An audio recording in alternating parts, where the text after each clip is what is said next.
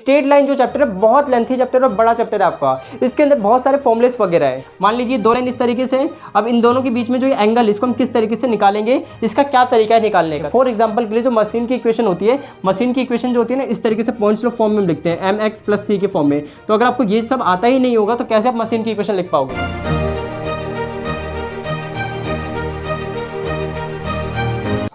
This is आदर्श गुप्ता और आज की वीडियो में हम स्टार्ट करने जा रहे हैं अप्लाइड मैथमेटिक्स फर्स्ट के स्ट्रेट लाइन चैप्टर के ओवरव्यू के बारे में। इनकी फाइनली स्टूडेंट आज की जो हमारी वीडियो का टॉपिक है उसके अंदर हम डिस्कस करने वाले हैं कि जो आपका अप्लाइड मैथमेटिक्स फर्स्ट है उसमें हमने ट्रिग्नोमेट्री का पूरा पोर्शन क्लियर कर लिया है। और आज की वीडियो में हम बात करेंगे कि आपका यूनिट नंबर 1 पूरा फिनिश होने के बाद हमारे यूनिट नंबर 3 को हम डायरेक्टली स्टार्ट कर रहे हैं। आपका यूनिट नंबर 2 जो है वो कैलकुलस का पार्ट, उस कैलकुलस के पार्ट को बाद में करेंगे। सबसे पहले जो वो करेंगे जो आपके मिड सेमेस्टर के एग्जामिनेशन में आ रहा है। तो फाइनली स्टूडेंट हमारा ट्रिग्नोमेट्री के बाद जो हमारा नेक्स्ट लेक्चर स्टार्ट हुआ है वो स्ट्रेट लाइन चैप्टर के ऊपर हुआ है। आज की इस वीडियो का हमारा टॉपिक ये है कि आपको स्ट्रेट लाइन चैप्टर में कौन कौन से टॉपिक्स को पढ़ना होगा और हमारी तरफ से कितने लेक्चर आपको प्रोवाइड करे जाएंगे और स्ट्रेट लाइन कितने लेक्चर्स में कंप्लीट हो सकता है। तो स्टूडेंट फाइनली हम आज की वीडियो में आपको बताएंगे कि आपको जो स्ट्रेट लाइन चैप्टर है उसका पूरा सही तरीके से ओवरव्यू कराएंगे जितने भी आपके टॉपिक्स हैं और आपको ये बताएंगे कि हमारी तरफ से कितनी जल्दी वो खत्म किया जा सकता है कितने लेक्चर्स में। तो सबसे पहले स्टूडेंट जैसा कि आप देख सकते हो हमने इसको टोटल मिला के आप देख सकते हो 7 लेक्चर बनेंगे इसके।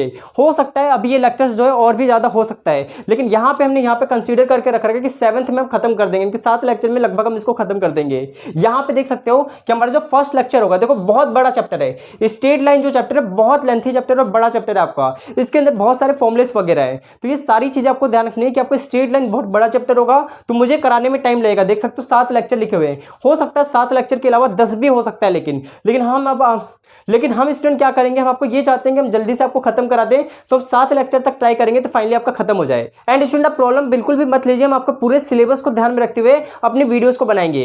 यहाँ पे देखिए जो हमारा फर्स्ट लेक्चर होगा, फर्स्ट लेक्चर में क्या डिस्कस करेंगे, यहाँ पे देख सकते हो हमने लिख रखा है डिस्टेंस फॉर्मूला को। दूसरा चीज सेक्शन फॉर्मूला हम डिस्कस करेंगे। सेक्शन फॉर्मूला आपको पता है क्लास 10th में पढ़ चुके, डिस्टेंस फॉर्मूला पढ़ चुके, लेकिन हम एक बार ओवरव्यू आपको कराएंगे। उसके बाद आपका आएगा एरिया ऑफ ट्राइंगल, हम किस तरीके से निकालते हैं अगर आपको वर्टेक्स गिवन हो। जैसे मान लीजिए हमारे पे ट्राइंगल है, अब इस ट्राइंगल के अगर वर्टेक्स आपको गिवन है, इस तरीके से वर्टेक्स आपको गिवन है, तो इसका एरिया आप किस तरीके से फाइंड आउट करोगे।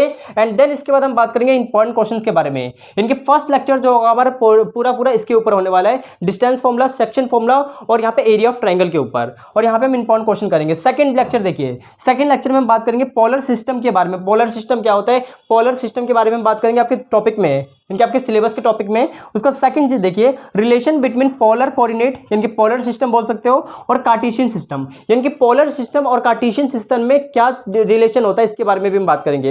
एंड स्टूडेंट इंपॉर्टेंट क्वेश्चन करेंगे। फाइनली हमारा लेक्चर नंबर 2 कंप्लीट हो जाएगा। देखो पोलर वाली चीजें मैंने अलग रख रखी है क्योंकि आपको मेरे को बिल्कुल सही तरीके से समझाना है। तीसरी चीज देखिए जो आपका थर्ड टॉपिक होगा उसके अंदर हम डिस्कस करेंगे स्लोप ऑफ अ लाइन। आपको पता है स्लोप का मतलब क्या होता है कि वो लाइन जो है पॉजिटिव एक्स एक्सिस के साथ कितना एंगल बना रही है। ट्रिग्नोमेट्री में आपने पढ़ा था, जैसे मान लीजिए आपकी एक्स एक्सिस हो गई, ये एक्स एक्सिस है, इस एक्स एक्सिस से कोई भी लाइन ऐसे गई तो यहां से कितना एंगल बना रही है एंटीक्लॉकवाइज, जिसको हम क्या कहते हैं स्लोप। तो फाइनली स्टूडेंट हमारा जो लेक्चर नंबर 3 होगा उसके अंदर हम पढ़ेंगे स्लोप ऑफ अ लाइन, यानी कि एक लाइन का स्लोप पढ़ेंगे। उसके बाद देखिए हम पढ़ेंगे स्लोप ऑफ अ लाइन, अगर आपको 2 पॉइंट गिवन हो तो आप किस तरीके से स्लोप निकालेंगे। तीसरा हम पढ़ेंगे कंडीशन फॉर पैरेलल, यानी कि अगर 2 लाइन आपस में पैरेलल है तो उसकी क्या कंडीशन होगी, कैसे चेक करेंगे। तीसरी यहाँ पे देख सकते हो। उसके बाद हम पढ़ेंगे परपेंडिकुलर, यानी कि कंडीशन ऑफ परपेंडिकुलर, अगर 2 लाइन आपस में परपेंडिकुलर है तो उसकी क्या कंडीशन होगी, इसके बारे में भी हम बताएंगे आपको। एंड देखिए हमारा लास्ट क्या होगा, कुछ क्वेश्चंस कर लेंगे। फाइनली आपका लेक्चर नंबर 3 जो है पूरा का पूरा कंप्लीट हो जाएगा। सेम इसी तरीके से स्टूडेंट देखिए हमारा लेक्चर नंबर 4, तो लेक्चर नंबर 4 के अंदर हम क्या बात करेंगे, एंगल बिटवीन 2 लाइन, अगर 2 लाइन के बीच में हम एंगल किस तरीके से निकालेंगे। मान लीजिए 2 लाइन इस तरीके से, अब इन दोनों के बीच में जो एंगल इसको हम किस तरीके से निकालेंगे। एंड इसके अंदर देखिए हमारा जो सेकंड टॉपिक है वो आपका कोलिनियर ऑफ 3 पॉइंट, अगर 3 पॉइंट एक ही रेखा में होते हैं। कोलिनियर का मतलब क्या होता है, एक ही रेखा में। अगर 3 पॉइंट एक ही रेखा में है तो हम कैसे पता लगाएंगे कि हाँ जी ये एक ही रेखा में है, यानी कि आप कोलिनियर चेक करेंगे, यानी कि 3 पॉइंट के हम कोलिनियरिटी के बारे में पढ़ेंगे। यानी कि हम देखेंगे कि हमारे 3 पॉइंट अगर आपस में कोलिनियर हो तो हम किस तरीके से पता करेंगे उसे। एंड इंपॉर्टेंट क्वेश्चन के बारे में हम बात करेंगे। एंड हमारा जो नेक्स्ट आपका है लेक्चर वो देख सकते हो 5 लेक्चर है। लेक्चर नंबर 5 में हम क्या बात करेंगे देख लीजिए। सबसे पहले lecture number 5 most important lecture होगा ये आपका, क्योंकि इसके अंदर देख सकते हो वेरियस फॉर्म ऑफ लाइन, यानी कि लाइन जो होती है उसके वेरियस फॉर्म के बारे में बात करेंगे। फॉर एग्जाम्पल अगर लाइन हमारी हॉरिजॉन्टल है या फिर वर्टिकल है तो किस तरीके से उसकी इक्वेशन लिखोगे। यहाँ पे आप देख सकते हो नेक्स्ट हमारा क्या पॉइंट्स ऑफ फॉर्म के बारे में पढ़ेंगे, 2 पॉइंट फॉर्म के बारे में पढ़ेंगे कि अगर हमें 2 पॉइंट पता हो तो हम किस तरीके से किसी भी लाइन की इक्वेशन वगैरह लिख सकते हैं।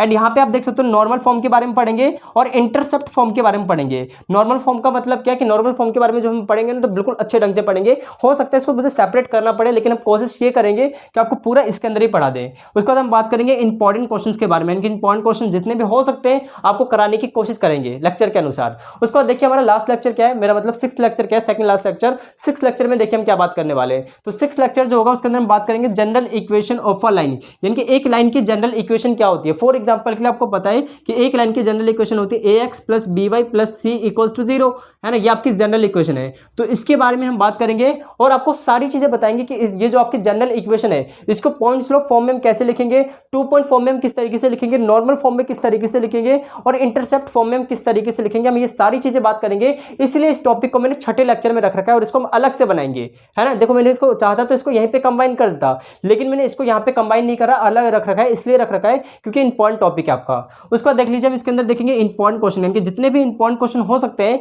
जनरल इक्वेशन से रिलेटेड उसको भी हम सॉल्व करके आपको बताएंगे।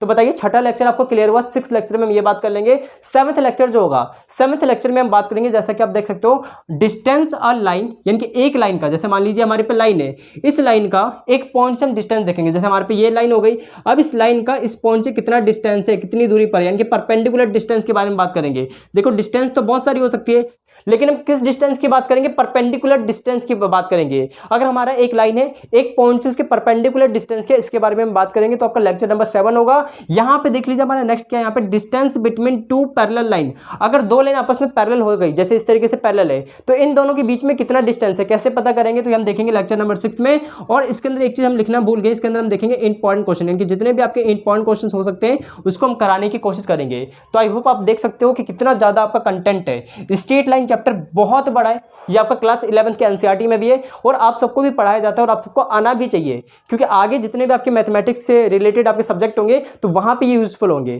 तो ये चीज आपको ध्यान रखनी है। फॉर एग्जांपल के लिए जो मशीन की इक्वेशन होती है, मशीन की इक्वेशन जो होती है ना, इस तरीके से पॉइंट्स लॉ फॉर्म में हम लिखते हैं, mx + c के फॉर्म में। तो अगर आपको ये सब आता ही नहीं होगा तो कैसे आप मशीन की इक्वेशन लिख पाओगे। मतलब ये जितनी भी चीजें होती है आपको ध्यान रखनी पड़ेगी, है ना। या फिर मान लो आप किसी चीज का ग्राफ ड्रॉ कर रहे हो, तो वो ग्राफ किस तरीके से आ रहा है, क्या ऐसे आ रहा है या फिर इस तरीके से आ रहा है, आपको इसकी इक्वेशन लिख के बतानी है। तो कैसे लिखोगे भैया, जब स्ट्रेट लाइन आएगा तभी तो लिखोगे ना। तो इसीलिए स्ट्रेट लाइन जो चैप्टर है आपका सभी को पढ़ना बहुत जरूरी है, क्योंकि इंपॉर्टेंट चैप्टर होता है आपके इंजीनियरिंग के लिए। तो ये चीज आपको ध्यान रखनी है। तो फाइनली आप देख सकते हो लेक्चर नंबर 1 हमारा ये है, 2 ये हो जाएगा हमारा पोलर वाला, और तीसरा जो होगा हमारा स्लोप के बारे में बात करेंगे, चौथे वाले में एंगल वगैरह के बारे में बात कर लेंगे, कॉलिनियर वगैरह के बारे में, एंड 5th जो होगा हम उसके अंदर बात करेंगे आपका स्लोप के बारे में, यानी कि वेरियस फॉर्म ऑफ लाइन, इनकी लाइन की वेरियस फॉर्म के बारे में बात करेंगे, यानी कि यहाँ से आपकी इक्वेशन स्टार्ट हो जाएगी, इनकी लाइन वगैरह की इक्वेशन लिखना।